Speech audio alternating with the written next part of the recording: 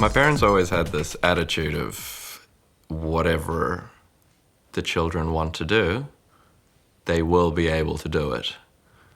So filmmaking, from a young age, even though it was a distant dream, did seem achievable. I think for me, the goal is always to make movies with my friends. That is pretty fundamental to what I do. If I can't do that, then I almost feel like there isn't a point in doing it. Because when I make films, the audience usually is a relatively small one, and often it is the people that I'm making the film with who is the primary audience. Like, we make films for ourselves.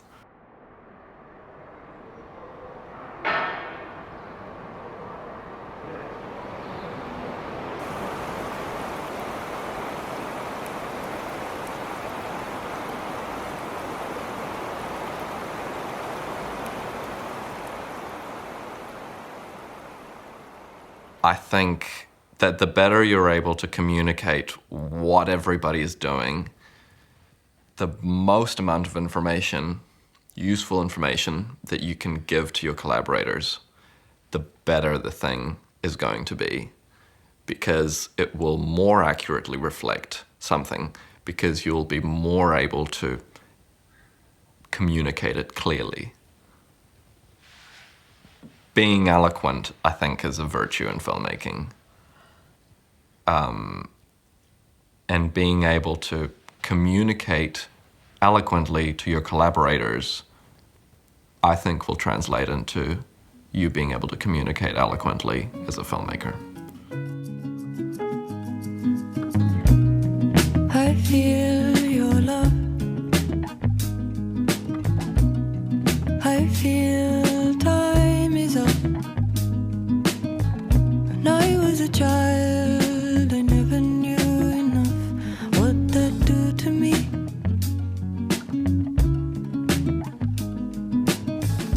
The wave of love is a transient hut.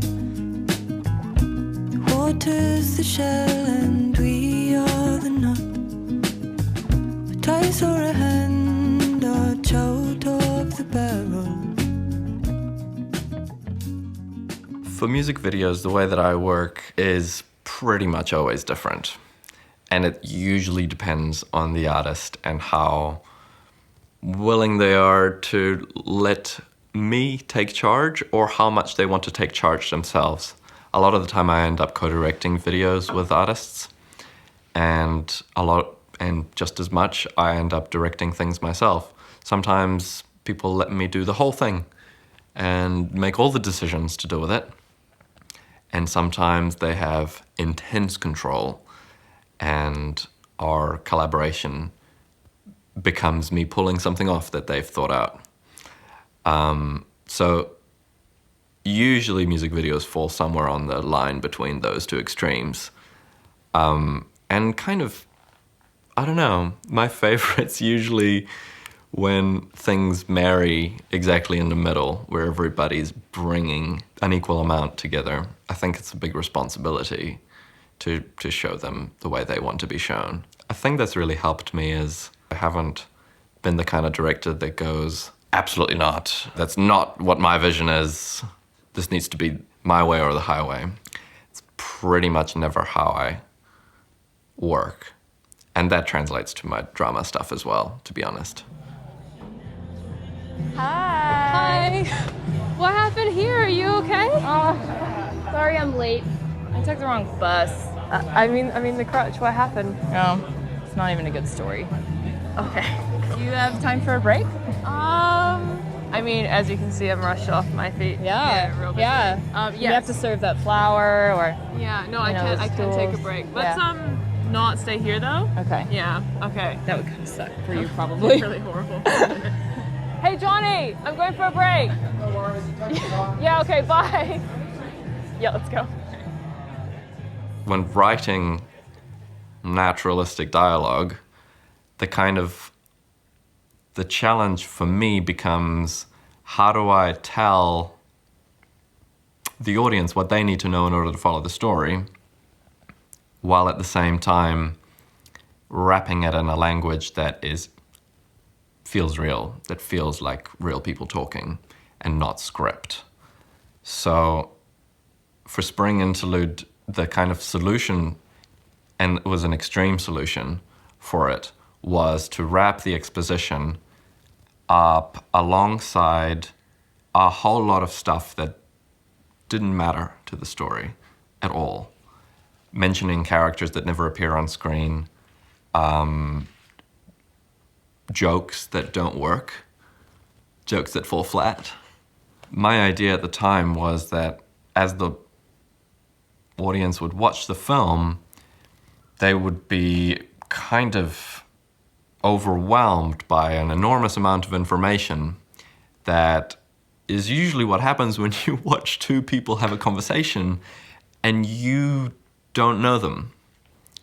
That's usually how it goes. You go, wait, okay, so you're this person, and you're talking about this person. Does this matter?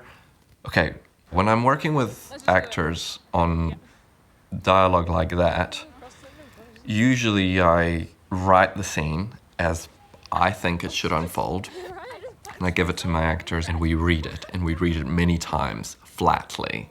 And just through reading it, the actors will find things that are uncomfortable for them to say. They go, I wouldn't say it like this. And then I go, how would you say it? And they give me information for how to use their own natural vocabulary to help them remember lines, or how they would say something, how they would communicate something. Then that becomes the tool that the actor's using and that I'm in turn using to lay bare the authenticity of a person.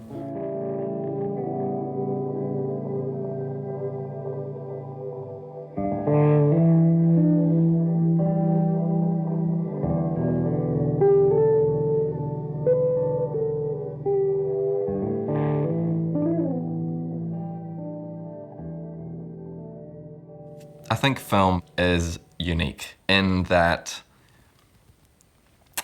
you can never quite pull off something perfectly.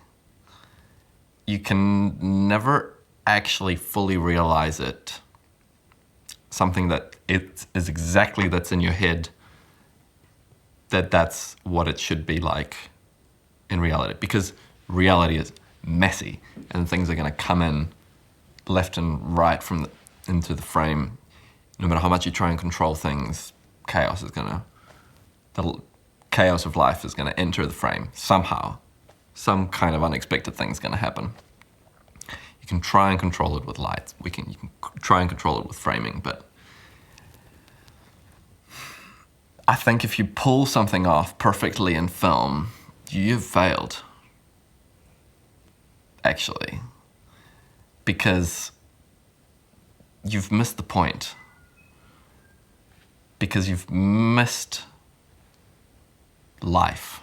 For me, actually the value of film lies in humanity of it.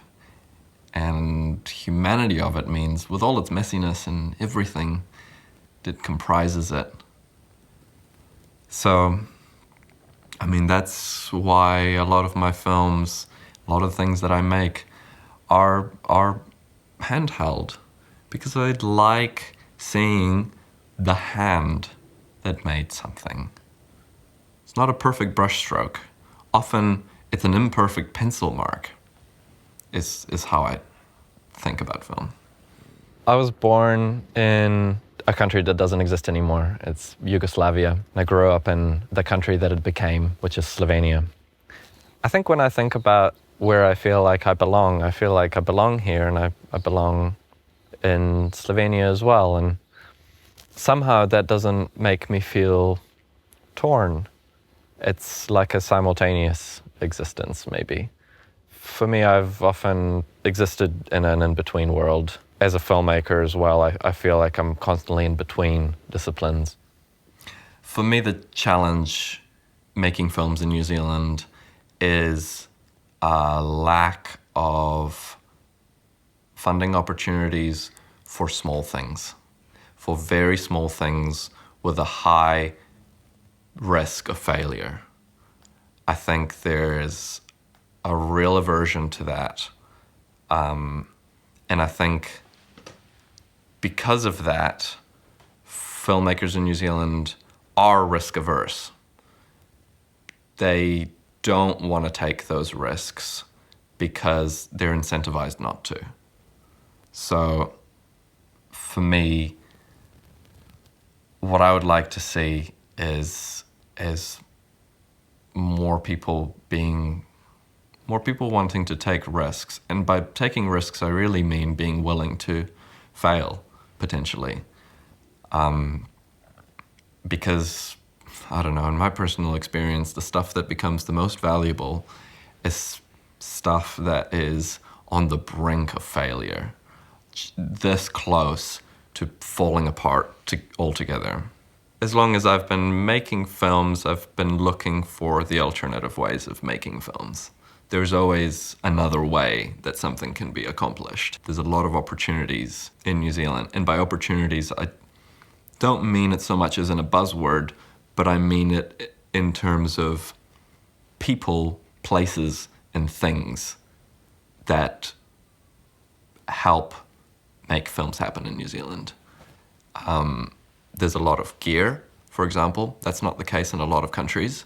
There's a lot of people that are experienced in using that gear. There's a lot of beautiful things, places to go to film. And yeah, I feel like you wouldn't run out of it if you did it for 100 years.